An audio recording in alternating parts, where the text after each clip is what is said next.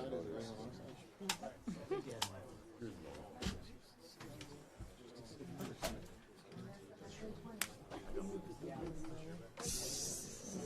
I saw a video of the one about the Dawson. Somebody sent me a video. That was funny.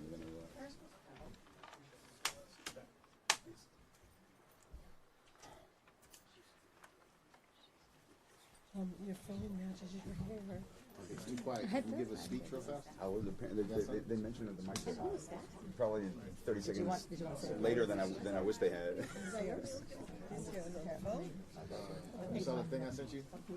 I didn't even hear you say that. I thought it was hilarious. I was in I thought it was hilarious. Oh, my wife's going.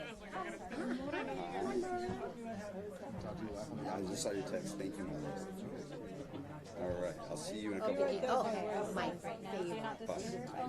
It was the most hard to loved it. Are we standing? It was I my have no favorite. idea. I came over to say hi, but we're already getting set up. I thought we were just all randomly standing. Yeah. We did sort of like. Oh, and here comes what's the football player? Marshawn. Marshawn is walking in the room. Did you say the football? Oh my god.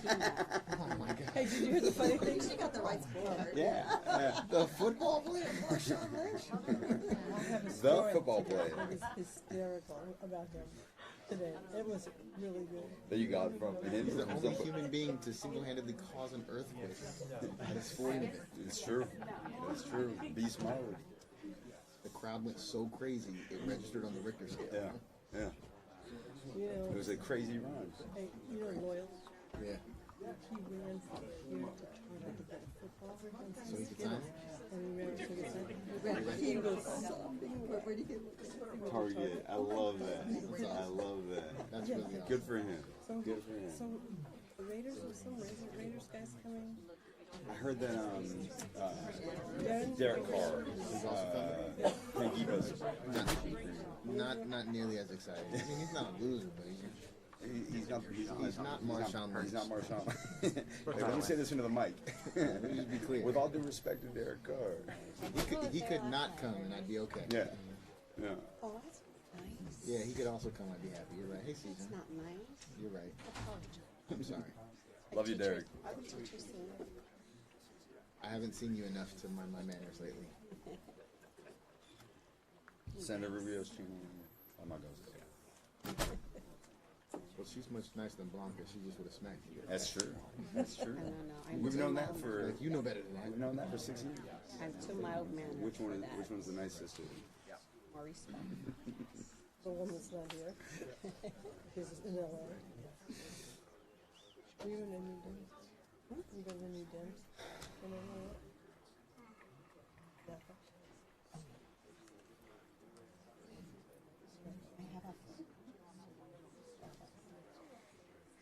Honestly, with the hot mic, we should actually just all be standing out there. I know. I know. That's right.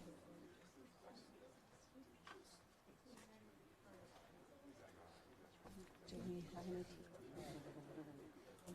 leaders? No.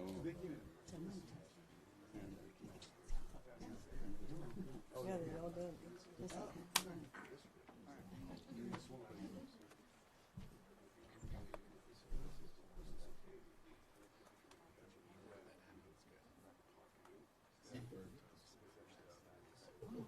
How's your dad? Tell me. My biggest fan. I know. That's something.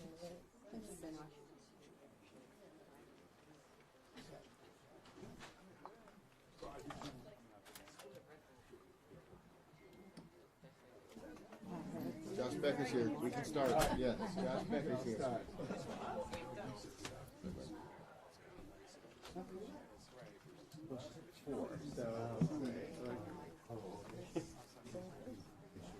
There he is. There he is. There he is.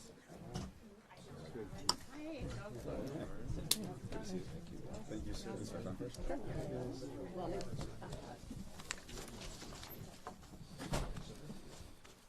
Well, good afternoon, everybody. Get this started. I'm proud to be here with many of our legislative colleagues. I'm proud to be here with Pro Tem McGuire and, of course, our governor, Mr. Gavin Newsom. This is a dangerous moment for our country. And we are here to meet that moment as Californians, as legislators. You know, President Trump doesn't believe in our democratic system. And it's clear that he'll do whatever it takes to hold onto power. That's what we saw on January 6th. He couldn't handle losing, so he sent a violent mob that terrorized our nation's capital, all to stop the peaceful transition of power. What happened yesterday in Texas is the same dangerous playbook. His MAGA allies in that state just gave themselves 5 more House seats at Trump's order. They want to rig the system so that there's no way Republicans can lose in the 2026 midterm elections. Let's call it for what it is. Donald Trump and Republicans don't want to be held accountable by voters. Not in California, not anywhere, actually, in this country. They don't want to be held accountable for cutting Medicare, Medicaid. They don't want to be held accountable for reckless tariffs that are raising prices at the grocery store every single day, and on many other goods. They don't want to be held accountable for illegal ICE raids that are terrorizing our neighborhoods. They don't want to be held accountable for the corruption that sees Donald Trump, his family, his closest friends raking millions of dollars while everyone else struggles to get by in this country. The list goes on and on and on. Of course, Donald Trump doesn't want to be held accountable for his failures in this next election. That's why he is trying to rig it. Well, Mr. President, here in California, we are going to hold you accountable for your failures. And we will do whatever it takes to preserve American democracy and ensure that voters can still let you know in 2026 what they think of your job performance. And this bill is a temporary measure in response to an urgent threat. Californians can see that threat. Why?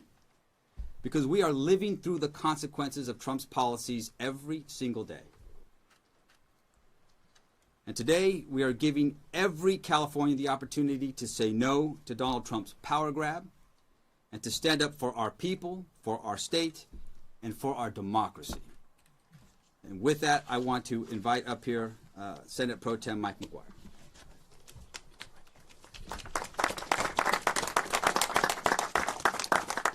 Well, good afternoon. I want to take a moment to acknowledge Speaker Rivas. I've said it before, and I'm going to say it again, and I'll continue to say it. He is one of the best in the nation.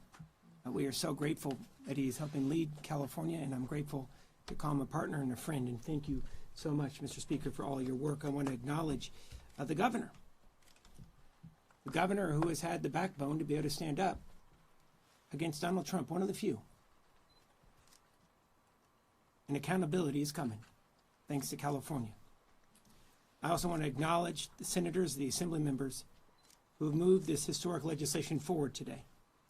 And we are here this afternoon because we're putting our faith in our fellow Californians to do the sacred duty to walk into the voting booth, sit at their kitchen table, and do their best to do the right thing. Cast their vote in one of the most consequential elections that we will have in our lifetime. And let's be honest, let's get through the rhetoric.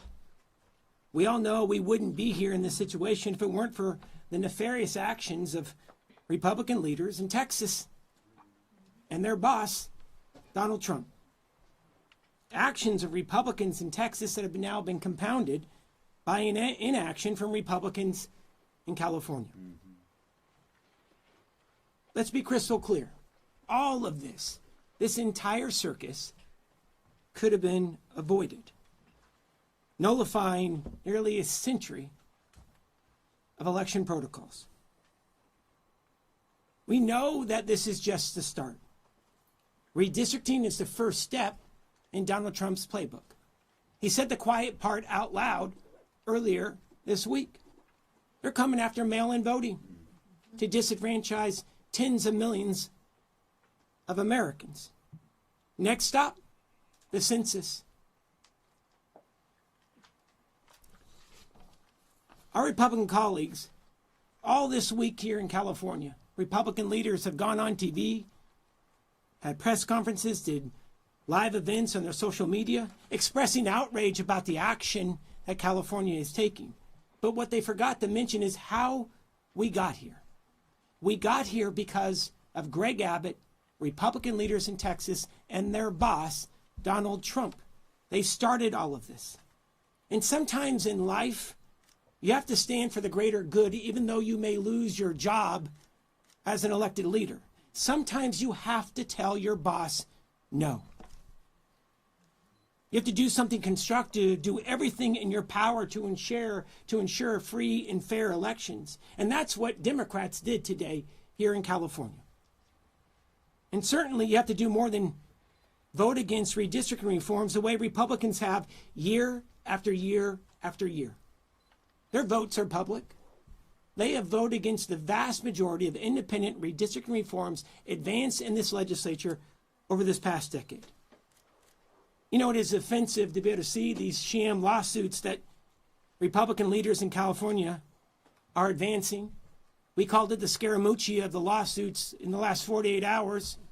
The Supreme Court rejected it. And it's offensive because their brethren are literally tracking elected leaders with state troopers, calling in the FBI, locking legislators in the chambers, and dragging a female legislator out of the bathroom just simply because she didn't have permission to go. Here is, I think, all of our concern. We've seen this story play out in history. The hypocrisy today may save them for today, but it won't save their hides tomorrow. Because the secret police and the Mar-a-Lago goons, they're going to find a way and a reason to come after them as well, just like they're doing Democratic mayors and leaders across this nation. All of us support independent redistricting here in California and every state in this union. One thing that we do not support is unilateral disarmament when the fairness of the 2026 election is being threatened. You know, other states may want to play games. California is the only state committed to fairness whose potential redistricting goes away the minute others drop theirs. I'm going to end it right here with this. Today was more than drawing lines on a map. It was about drawing a line in the sand to stop Texas, to stop Donald Trump from rigging this election. And the stakes are so high for California. Millions are going to lose health care.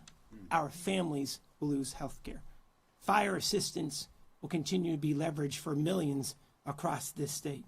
People are going to continue to be snatched up off the street. Public education funding is going to dry up, and the governor will talk about a recent Supreme Court ruling that's going to hurt this state for years to come. One of the main reasons I think I voted for today is because this package of bills, the person that's going to be impacted the most is going to be waiting for me tonight at our kitchen table to tell me about his first week of school.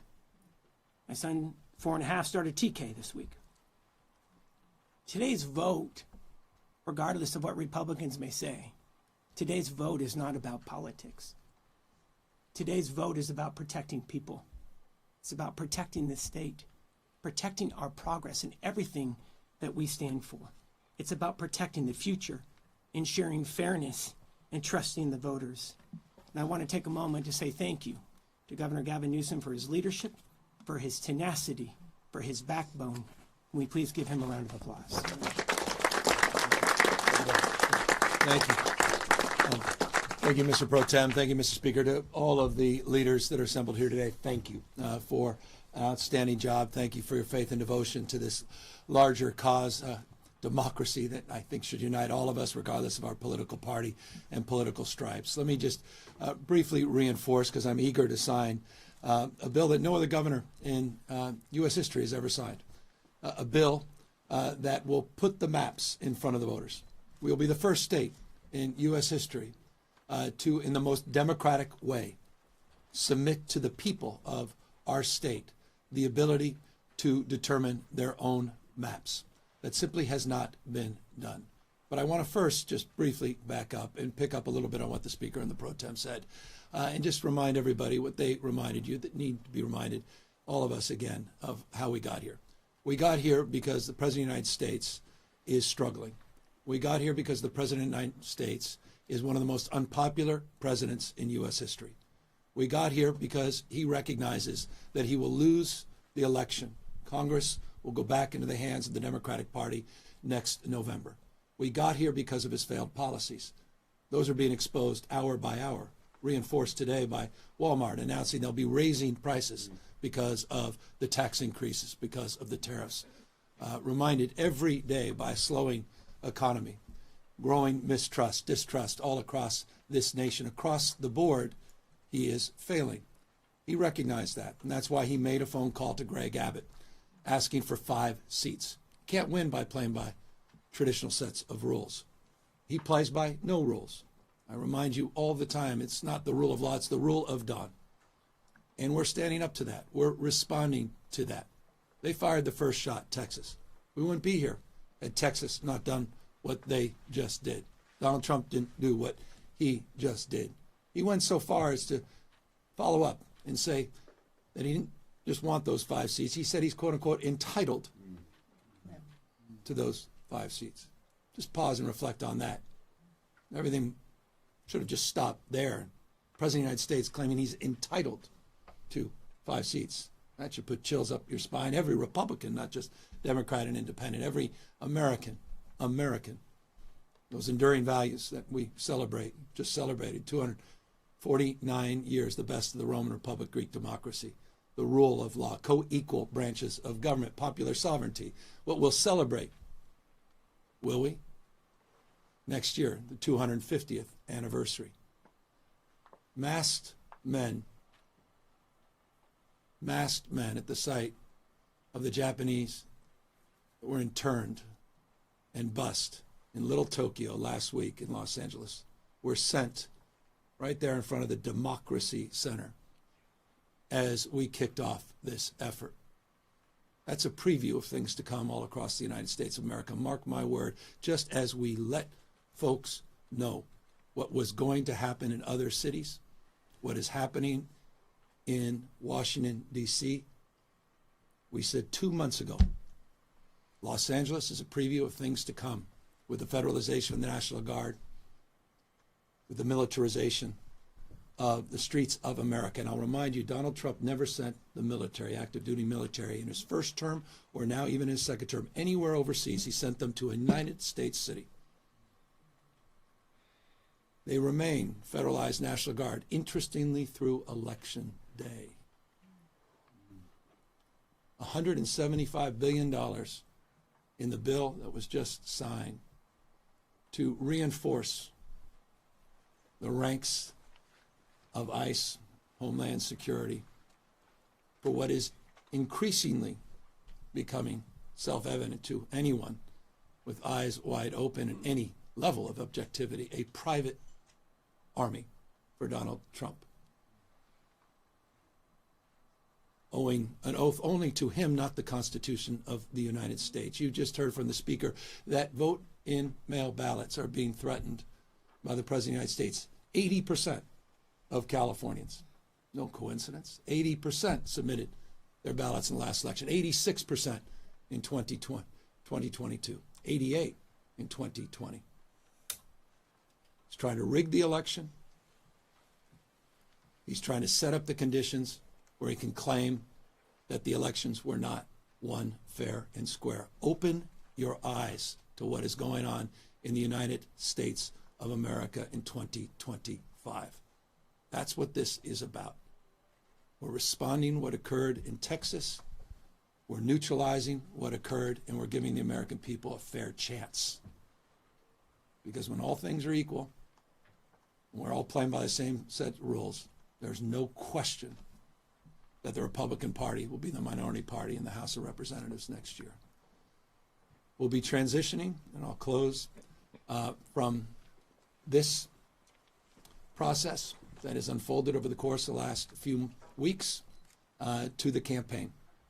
After I sign these two pieces of legislation establishing a special session and the maps, I also will be signing a proclamation on November 4th, the people of the state of California, in a transparent and, as Speaker and Pro Tem said, temporary and democratic way, will have the opportunity to determine their fate and our collective future. And I couldn't be more proud, again, of the extraordinary leaders that are standing up for the rule of law, that are standing up for the principles and those enduring values of our founding fathers. Thank you for getting us to this point. We have a lot more work to do to get this done on November 4th.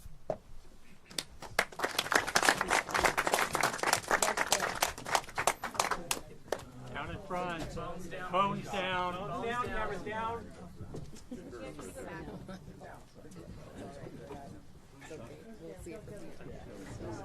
Yeah, well, here we go. Everyone's trying to get over there.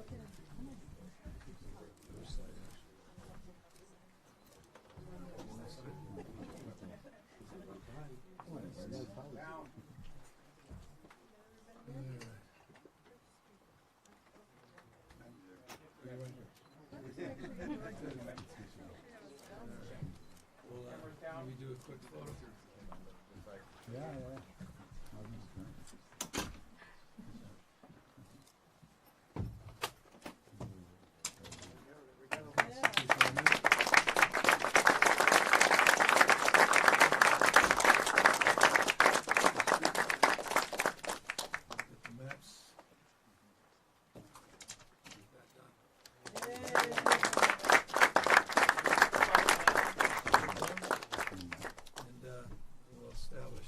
Formality with the special election proclamation, which will establish November 4th, this formal special.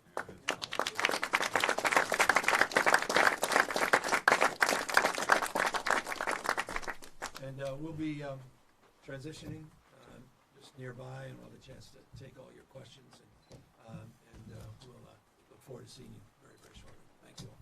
Thank you, everyone.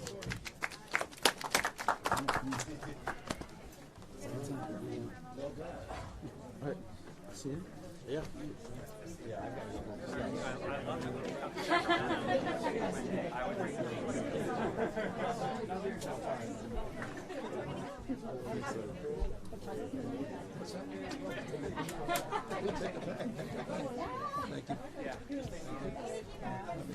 How are you? Nice to see you. Chris, we're gonna say hey. Yeah. So it was a fun week. Anytime. Coach.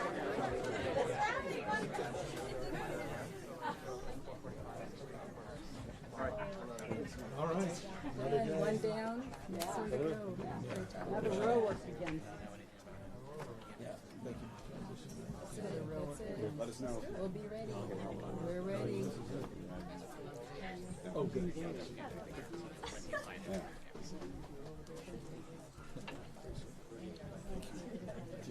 Your stuff, man. It's big. It's good stuff. My parents are doing it. Make sure I can do it. Yeah. Love to see you. God bless. God bless. How you doing? It's good. Oh my gosh. Amazing. Amazing. Well done. Well done. Thank you, right? Thank you.